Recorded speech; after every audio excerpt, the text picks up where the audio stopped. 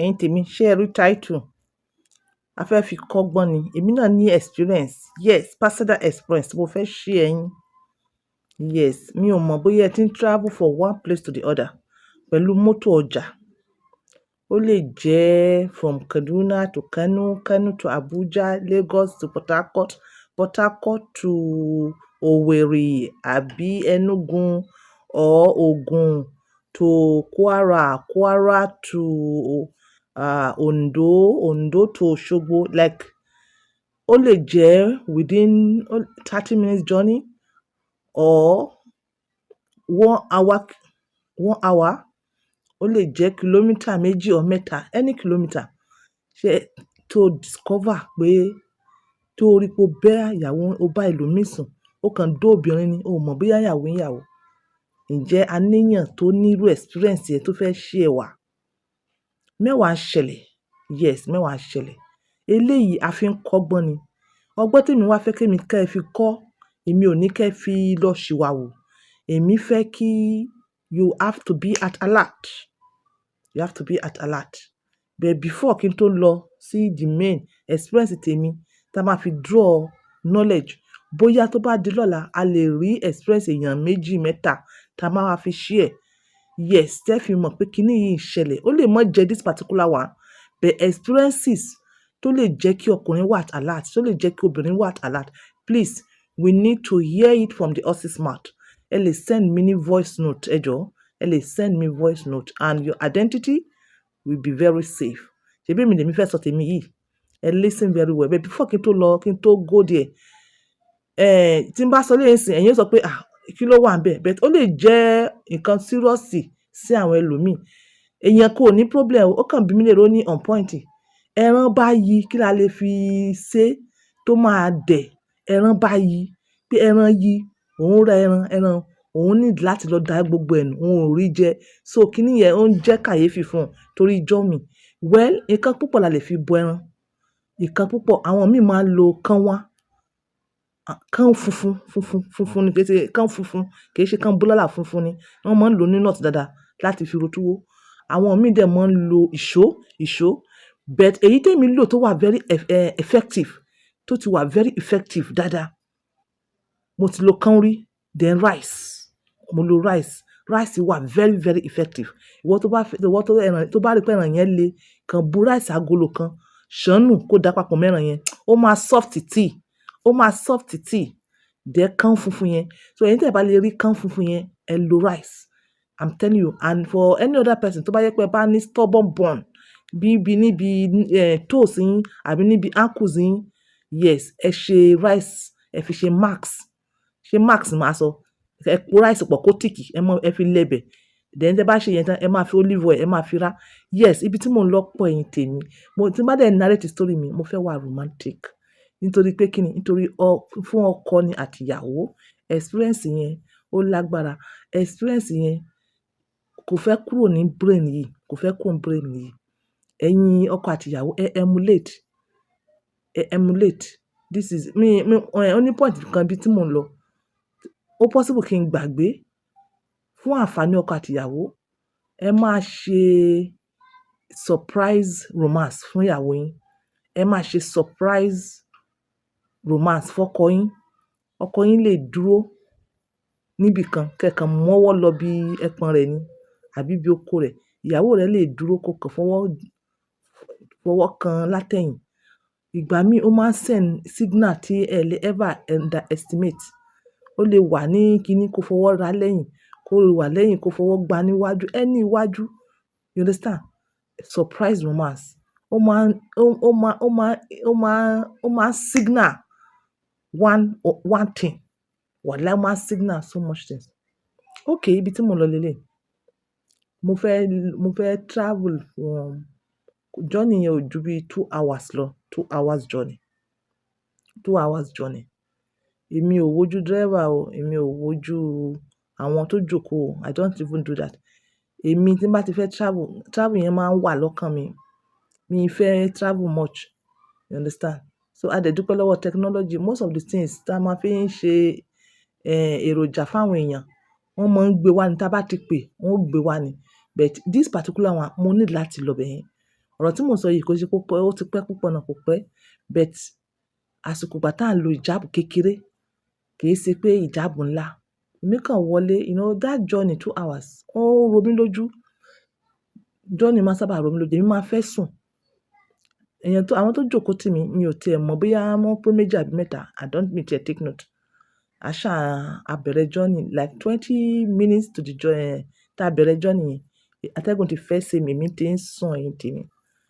Bóyá ìgbà tí mo wá sùn o, bóyá ìgbà tí mò ń sùn, bóyá mò ń ṣe báyìí o, àbí mò ń ṣe báyìí o, bóyá mò ń ṣe báyìí séèyàn yẹn ni o. I don't know. Mi ò mọ̀ nǹkan tó fún ní wrong signal. Something just gave me wrong signal. But èmi mọ̀ mò ń sùn, orun yẹn dẹ̀ ń wọ ara mi seriously. Àwọn nǹkan máa ń wà tó jẹ́ pé ẹ mọ̀ sùn, ẹ mọ̀ tòògbé ni o. Ṣé pé kí ẹ mọ̀ sùn, kí ẹ mọ̀ ṣe báyìí? Òun ni wọ́n pè ní tòògbé. Because ẹ̀yin nǹkan ẹ mọ̀ nǹkan tó ń jẹ́ tòògbé. Tòògbé yẹn nígbà mi kí ẹ mọ̀ sùn, kí ẹ mọ̀ ṣe báyìí, kí ẹ mọ̀ nod káàkiri. Wàláì, ó máa ń fún yín, ó máa ń gbá skin gbà mí. Mo kàn ti sùn lọ ní. Wàláì, mo kàn feel ọwọ́ ni. Ọwọ́ yẹn ó tutù. Ẹ rò pé ó tutù. Mo feel ọwọ́ níbi àyà. Ìyẹn náà ó fẹ́ débi nipples. Ó ń negotiate nipples. Ọwọ́ kejì ó ti bọ abẹ́ skirt. You understand? Despite the fact pé mo wọ àwọn short, you understand? Tó máa ń lẹ̀ mọ́yàn lára yẹn. Ó ń negotiate òbò ni. I'm telling you, I thought I was sleeping. I thought I was dreaming. Sorry, I was dreaming. I thought I was dreaming. Ẹ̀yin ọmọbìnrin tára rẹ̀ ti gbẹ. Mo ṣe bí mò ń lálàá ni. Ẹ̀yin kan sọ pé ajé à ń gbádùn ẹ̀wẹ́. I don't know. Mo ṣe bí mò ń lálàá ni. Ṣé ẹ rí ibi tí Ọlọ́run ti sọ wípé bọ̀bọ́ yìí kò ní lọ further than ibi tó dé yẹn. Mọ́tò yẹn kàn já sí gálọ̀bù ní gbíjì. Bó ṣe já sí gálọ̀bù báyìí, mo kàn forí gbá gíláàsì ni. Mo kàn tají ni. Bí mo ṣe bá ọwọ́ rẹ̀ láyà nìyẹn. Ẹ̀yin tèmi, ó fọwọ́ kan nipples. Ẹ má jẹ́ n parọ́ tàn yín. Mo kàn di ọwọ́ rẹ̀ mú ni ló ṣe, sorry please, sorry, I'm sorry. Mo ní mo fẹ́ kígbe. Mo ní I'm sorry. Bóyá driver ó wá wò bóyá a jọ collabo ni o. I don't know. Bóyá driver rò pé a jọ collabo ni o. Bóyá ìgbà yẹn mo ṣẹ̀ṣẹ̀ wá notice pé àwa mẹ́ta ni. Ṣé èèyàn tó wà lẹ́gbẹ̀ẹ́ tọ̀yún yẹn, ṣé kò mọ̀ ni àbó náà sùn? Ṣé driver mọ̀ àbó rò pé ṣàwílé wọ́n jọjọ mọ́ra wọn rí ni? Kò yé mi. So èmi, ìlú tèmi ń lọ, ó súnmọ́ ju titi wọn lọ. Àwọn sì ń lọ wájú. Èmi fẹ́ drop ní center. Ó ṣà ń bẹ̀ mí because èmi náà wá rò ó. Mo kàn ṣàánú ẹ̀.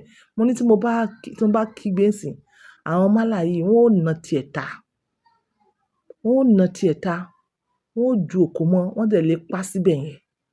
North la wà, anything can happen. So ìgbà tèmi dé, mo kàn decide pé mo filẹ̀ f'Ọlọ́run. Ṣé bó fọwọ́ kàn ni kò sáà rí ibi dó kankan. Ọlọ́run dẹ̀ ṣe, kò ráyè finger. Ọlọ́run ló ní ká já sí gálọ̀bù. Bọ̀bọ́ yìí ò bá finger, èmi rò bá fẹ́ bọ́. Èmi rò pé mò ń lálàá ni. Èmi rò pé mò ń ṣe wet dream ni. Obìnrin tára rẹ̀ ti gbẹ, tó ti dóko, tó ti ṣe díẹ̀.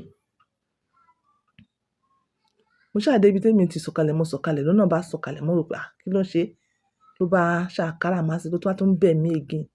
Ó ní kí n jọ̀ọ́, ló ń kúnlẹ̀. Very young guy. Mo wá wò dáadáa, mo wá sọ pé mo wá rí pé Yorùbá ni. Mo ní Yorùbá ni. Tó bá jẹ́ pé èèyàn tó bá wà lórí YouTube, bí mo ṣe ń sọ ìgò náà máa mọ̀. From indications, mo wòra mi, mo ga jù lọ. Ẹ̀rù ò bá, kò rí fìrìgbọ̀n, kò rí gallant lady. Kò mọ̀ bóyá àbóbìnrin àbí sójà ni. Very young guy, Yorùbá. Mo ti wá rí pé Yorùbá ni. Mo ní Yorùbá tiẹ̀ ni ẹ́. Kí ló ń ṣe ẹ́? Kí n má bínú. Ó ní má bínú. Bó ṣe máa ń ṣe òun lẹ́ẹ̀kọ̀kan nìyẹn. Mo ní tò, Ọlọ́bẹ̀ yanjú rẹ̀ o. Ọlọ́bẹ̀ yanjú ẹ̀. Má ṣe bẹ́ẹ̀ mọ́. Níjọ́ tó bá lè ti ṣe bẹ́ẹ̀, ṣé èèyàn tó ní dáríjì ẹ̀? Wàláì, wọ́n á lùkò pa ẹ́. Wọ́n á sọ ẹ́ táyà lọ́rùn, wọ́n á dẹ̀ pa ẹ́. Ló bá ní mo ṣeun. Ló bá cross to the other side. Bó ṣe lọ nìyẹn. Ẹ̀yin ọkùnrin, ibi tí mo fẹ́ fi tọrọ, tí mo fẹ́ fi jẹ́ kẹ́ open mind yín. Kò í ṣe gbogbo obìnrin ló mọ bàbá ọmọ wọn. Yes, what if something happens láàrin èmi àti bọ̀bọ́ yẹn, kí n wá délé náà kí n gbé fọ́kọ kó ṣe, ṣé obìnrin máa mọ bàbá ọmọ láàrin yẹn? Ìkan púpọ̀ ń ṣẹlẹ̀. Àìmọye àwọn ẹni tó jẹ́ pé one night stand wọ́n ti ṣe rí nínú mọ́tò ní standing. Gbogbo ọ̀pọ̀lọpọ̀ àwọn obìnrin tára wọn ti gbẹ, àwọn obìnrin tẹ́ ẹ̀ kó jẹ, tẹ́ ẹ̀ admire, tí wọ́n bá ti ń travel orí standing wọ́n ti máa ń bẹ́lòmíì sùn. Mi ò sọ pé gbogbo wọn o. Ẹ máa fi obìnrin kalẹ̀, ẹ máa sábà máa bèèrè obìnrin. Ìwọ obìnrin náà máa sábà máa bèèrè ọkọ rẹ̀. Tẹ́ ẹ bá ń pè, tẹ́ ẹ ń pè, call if there's anything wants to happen. Call ló mọ disturb irú àwọn tó wà nínú mọ́tò. Tó bá dẹ̀ fi sí silence, ẹ bèèrè lọ́wọ́ ẹ̀ bó ṣe fi phone ẹ̀ sí silence tí ò pick ẹ̀. Ṣó yé yín?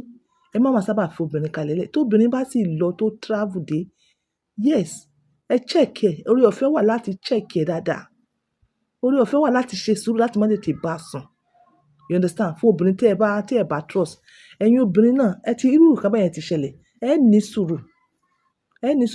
Àìmọye àwọn obìnrin tó sọ fún mi tí wọ́n ní yes, àwọn ti one night stand àwọn rí ní ìkan wà tó jẹ́ pé nínú wọn ó kó HIV/AIDS nínú one night stand.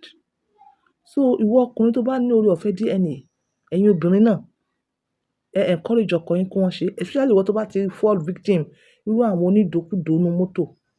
Àwọn ọkùnrin kan onídòkúdò. Ṣé gbọ́ nǹkan tó sọ? Ó ní ìgbà mi ò mọ ní mental. Orí òun kì í wà okay. Ẹ̀yin mọ̀ bóyá èèyàn tẹ́ ti bá sùn, bóyá wèrè ni. Especially journey alẹ́ lẹ gbéra, ẹ dé bẹ̀ ní ìdájí, ẹ tí ẹ rójú ara yín, ẹ dẹ̀ ti dóra yín. You understand? So, and we need more of this. Ká àwọn èèyàn wà aware. Ó ní mo sọ kalẹ̀ lẹ̀.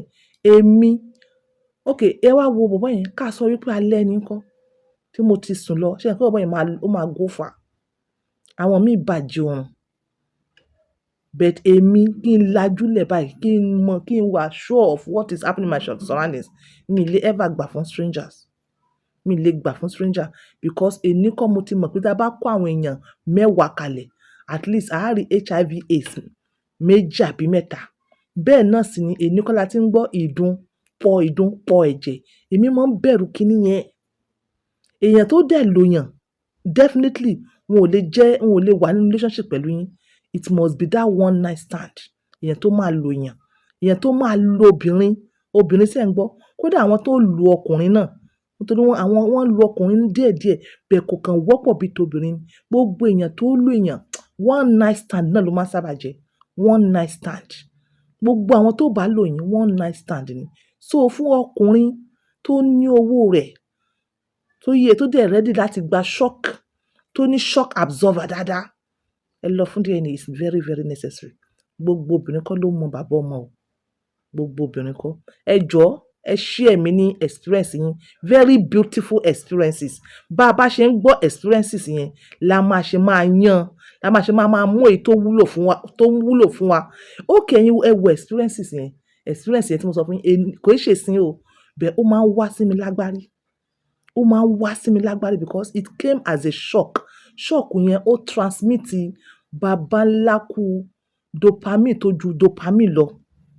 Láì tẹ̀ tí débẹ̀ rárá. So ẹ máa ṣe surprise ìfẹ́ fún ọkọ yín, fún ìyàwó yín náà. Yes, ẹ jọ̀ọ́, ẹ share mi ní experiences yín tó ládùn, tó gbásky. This is on point by 2 using my words for others. Ẹ wo WhatsApp mi lórí 07015100651. Ẹ dákun, ẹ jẹ́ ká share experiences. Ẹ dákun ká fi gbé ọkọ àti ìyàwó yìí, ká fi gbé lárugẹ, kó má máa fi boring ni. Bye for now. Thank you so much.